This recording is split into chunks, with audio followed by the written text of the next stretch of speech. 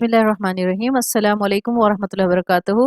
आज एक main issue की मैं एक वजीफ़ा लेकर आई हूँ। जैसे सर में बहुत दर्द होता है, आंखों में बहुत दर्द होता है और बहुत थकावट हो जाती है सर में।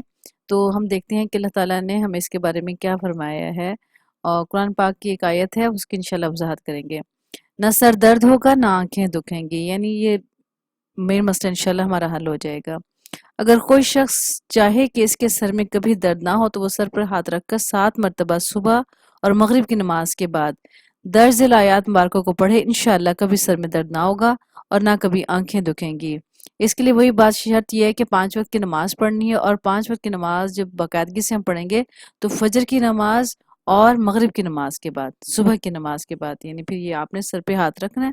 इससे कोई फर्क नहीं पड़ता दायां हाथ रखें या बायां हाथ रखें, बस सर पे आपने हाथ रख देना है, दायां रखें या बायां रखें, इससे कोई फर्क नहीं पड़ता। और ये सूरत तगाबुन की आयत नंबर 1 है, इसको पढ़ना है 7 मरतबा अव्वल और आखिर दुरूद शरीफ के साथ। युसब्बिहु लिल्लाहि मा फिस समावाति व मा फिल अर्ज़ लहुल मुल्कु व लहुल हम्दु व हुवा अला कुल्लि शैइन कदीर। इसको 7 मरतबा पढ़ना है। तो इंशाअल्लाह अल्लाह ताला से उम्मीद है ये जो मसला है सर के दर्द का और आंखों का दर्द का, इंशाअल्लाह हल हो जाएगा। अस्सलामु अलैकुम व रहमतुल्लाहि व बरकातुहू।